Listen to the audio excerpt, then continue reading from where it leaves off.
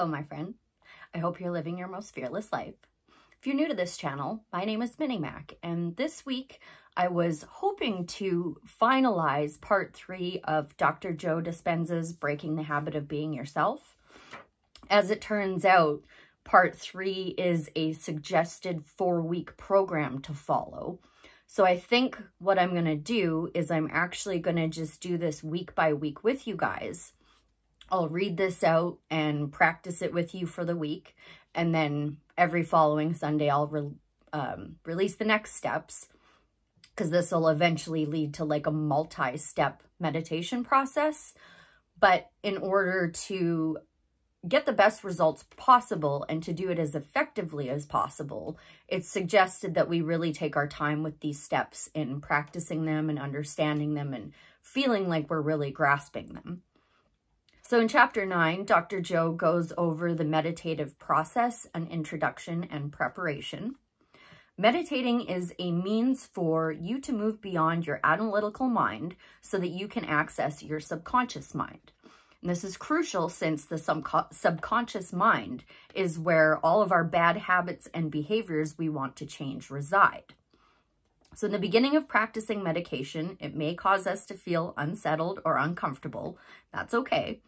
It's just our body, which has become our mind, resisting the new training process. In this suggested 4-week program, just remember that it is suggested. So set a pace for you that is going to make sure that you don't feel uncomfortable or overwhelmed. You don't have to hammer this out in 4 weeks, excuse me. I do, because I'm putting up YouTube videos about it, but I've also basically finished the book, so I think I'm going to be okay in practicing this week by week with you. And as we practice each new mindful step or group of steps, we do want to make sure that we feel like we've got it until we move on to the next one. So maybe that could take a couple of weeks, maybe it'll take a month, who knows? But we're getting started and we're doing the work, and that's really all that matters. So in the next few weeks, we should be able to build quite the neural network for meditation. Week 1 is simply about induction. It's suggested to keep a notebook handy to record answers to some upcoming questions. Then you review your answers before you go into each day's meditation. That way your written thoughts can serve as a roadmap and prepare you to navigate through the meditative procedures in which you will access the operating system of your subconscious. Location, location, location. Pick a comfortable, distraction-free, private place where you can easily access. So preferably not your bedroom, definitely not in bed.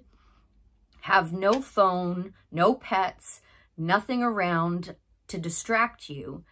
And your position is also crucial. It says to sit up straight, but still relaxed. So we're not meant to lay down in this meditation. It's meant to be seated. That's why they say don't do it in bed. We don't want you falling asleep. It's a mindful meditation, right?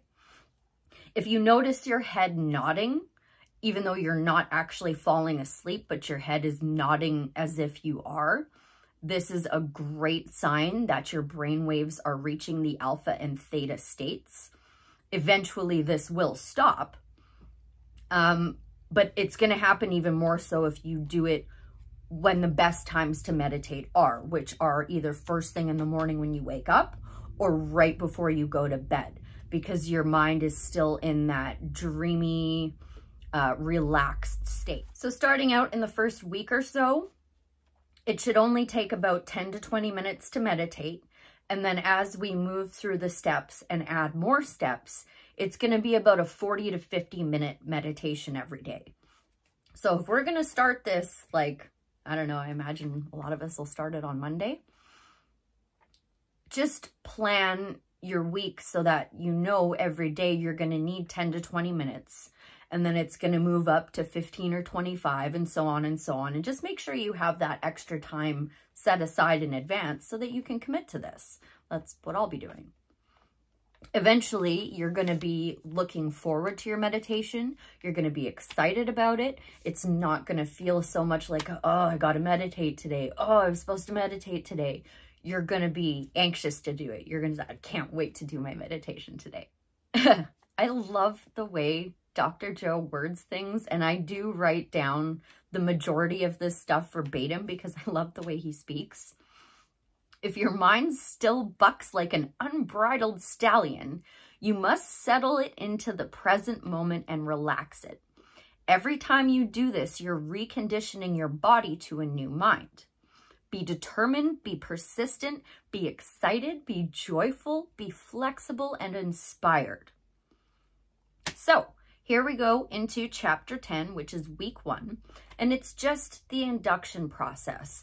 So all we want to focus on right now is learning how to turn off our brains, essentially, and to just relax. So for this week, it is very straightforward. It's not a lot to take on.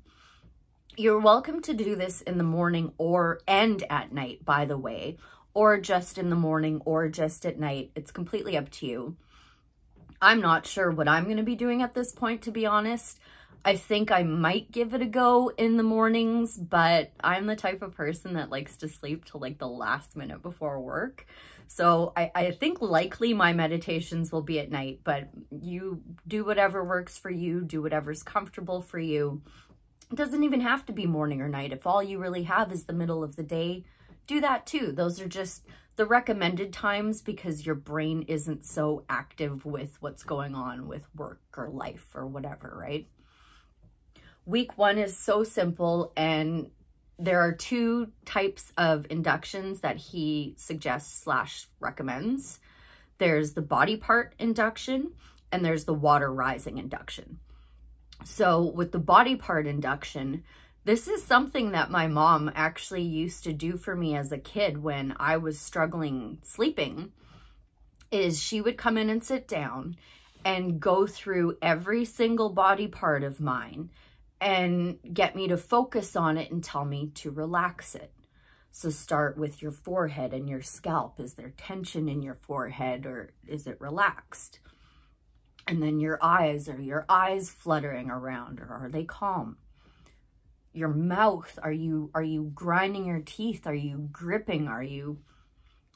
You work each and every body part you can think of from head to toe until you're fully relaxed, and you're gonna know when you've reached that Zen-like state, right? Like you're just gonna feel it. And this is something that I've been practicing since I was a small child.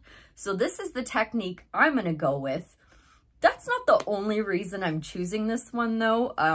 Also the water rising induction seems terrifying to me and sounds incredibly stressful to me, but apparently, according to Dr. Joe, lots of people find this a really effective tactic and it soothes them. So if you're one of those people, of course, please try the water rising induction. And that's where, and again, we're just sitting upright while we're doing this, right? So as you're sitting upright with your eyes closed, what you want to do is picture water entering, if you've got a closed door, then seeping out from under the doorway or maybe coming in from a window. And you just imagine water coming into the room and slowly rising. And you imagine it engulfing the entire room. Somehow that's supposed to be Zen for people. No judgment to you if it is. Like, I'm passing this information on for you in case this sounds appealing to you. I just personally cannot comprehend it. But yeah, those are the 2 types of induction. So all we really need to do this week is spend, 10 or 20 minutes every morning or every night just getting ourselves to be present and focused and relaxed. And then after that, we can branch off and slowly adding the new steps. As I said, I did go through almost the entire book, so I have a pretty good idea of what's coming. And you are going to want a pen and paper handy, and you are going to want to set aside a little bit of time to write this stuff down. But I think it's just going to be so worth it in the long run, Because seriously, like all this really boils down to for me is if thoughts are energy and we're made of matter and matter's made up of over 80% energy, then why can our thoughts not shape our physical health, our physical well-being, but also our external environment and what comes our way, what doesn't come our way? It almost sounds too good to be true, but after all the research I've been doing and all the videos I've been watching and all the books I've been reading, it's not too good to be true. We've got to kick that mentality out of our heads, because the second we get roped back into that train of thought, we've basically all undone all the positive thought work we've done. Or I haven't undone all of it. I shouldn't make it that dramatic. But it does trip up your energy, and your brain isn't going to fire and wire in a purely positive way if you let those little negative thoughts pop in, you know, like, oh, this is just too good to be true. Because it's not. There are so many studies and stories and scientific evidence that this is completely possible. It's completely doable. It's just going to take a little bit of time and retraining our brains and understanding. So I hope you guys spam me with how this is going for you. I hope I hear back from, you know, everybody who's been reaching out already. Thank you so much for your love and support. I can't wait to go on this journey with you, and I can't wait to hear all about your journey. Like, let's take back our lives. Let's take back our power, and let's get started like right now.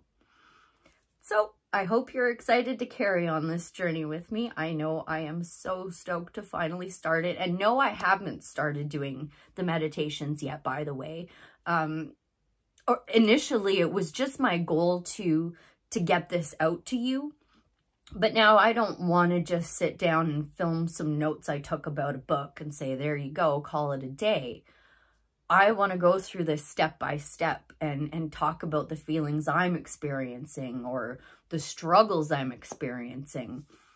All of that. I want to share in all of it with you, and I hope you share it with me too. I thank you so much for watching, and I thank you for all your love and support. And I will see you again with week 2 next Sunday. Bye for now.